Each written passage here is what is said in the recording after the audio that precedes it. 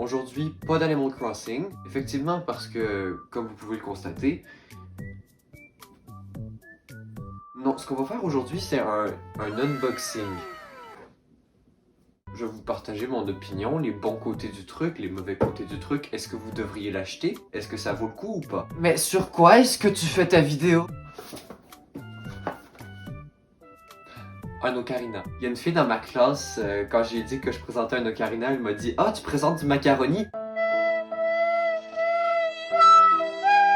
Non, ce n'est pas du macaroni. C'est bien une flûte. C'est une flûte assez particulière parce que comment dire que ça n'a pas cette forme-là, mais bien une forme assez différente qui est celle-là. Et vous le savez peut-être, mais cet instrument a quelque chose de très particulier. En effet, celui-ci est très populaire auprès des fans d'une certaine série. En plus d'être quelque chose qui est assez amusant à voir quand on aime bien Zelda, c'est quand même un assez bon instrument de musique. C'est parti pour le review. Déjà la boîte elle est quand même très stylée.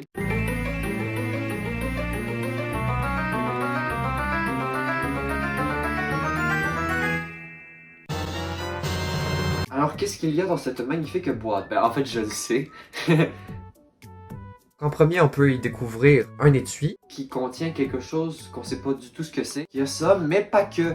Il y a aussi d'autres trucs. Ici, C'est censé être un support à ocarina. Je vais en reparler tout à l'heure. Et finalement, il y a une espèce de petit livret. Ça, on va y revenir plus tard aussi. On va commencer avec l'ocarina. Voilà à quoi il ressemble. Donc, il ressemble vraiment à celui de Link. Sauf qu'en fait, dans la boîte, il donne aussi un fil qu'on fait passer dans le trou ici et qui ressort par ici. Pour nous faire une espèce de collier. Pour éviter de faire tomber l'instrument qui est en céramique. L'instrument a 1, 2, 3, 4, 5, 6, 7, 8, 9, 10, 11, 12 trous. On le tient comme ça, de façon à boucher les trous derrière et devant. Les deux trous à l'arrière, c'est pour les pouces et tous les trous devant, c'est pour le reste des doigts. Ça peut prendre un peu d'entraînement pour apprendre à bien boucher les trous de façon à ce qu'on puisse bien jouer les notes.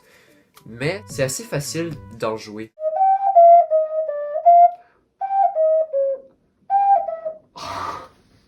Bon, j'en ai assez. Alors, le prochain machin qu'il y avait dans la boîte, c'était le support. L'ocarina est censé tenir dessus. Je pense que c'est censé tenir dans cette position-là. Donc la main, on va la mettre comme ça. Et nous allons déposer notre ocarina.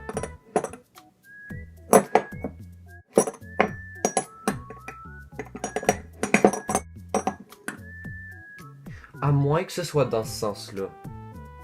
Mais c'est quand même hyper dangereux. Dans le sens que s'il y a une petite secousse, ben, l'ocarina il tombe et il risque de se casser. Et finalement, il y avait le petit livret. Ça, c'est à peu près ce que je vous ai expliqué tout à l'heure, comment on positionne la main sur l'instrument. C'est en anglais, donc j'espère que vous êtes bilingue.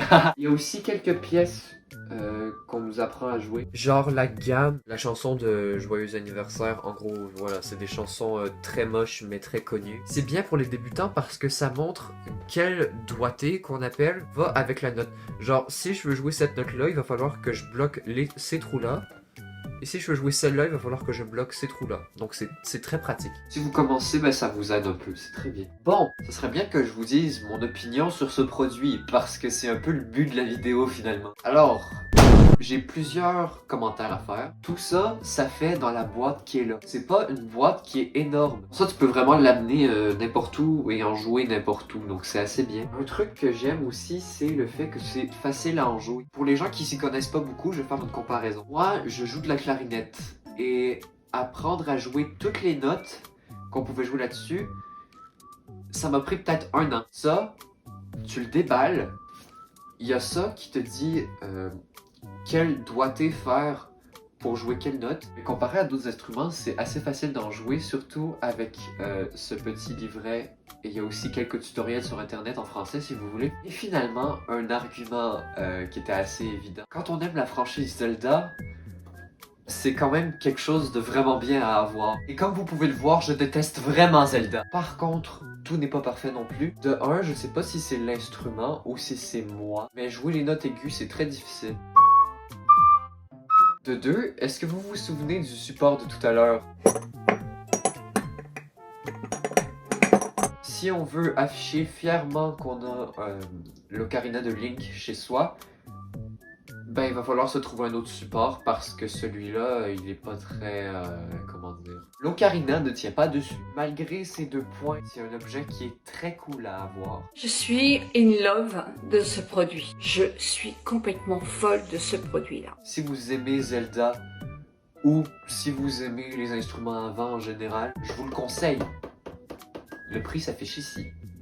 Je vous le conseille. C'est donc tout pour ce review d'Ocarina. Pour ce qui est du format dans lequel je filme actuellement, c'est assez inhabituel si vous connaissez ma chaîne. Je pensais pas que ça rendrait un résultat que j'aime bien. Je pense que je vais faire d'autres vidéos dans ce style-là où je me filme et je filme ce que je fais. Alors attendez-vous à voir ma tronche peut-être un petit peu plus souvent. Je sais que c'est pas la plus belle, la plus magnifique, la plus merveilleuse, mais faites avec. Merci d'être resté jusqu'à la fin. Je vous retrouve peut-être, si je suis pas décédé, pour une prochaine vidéo. Au revoir.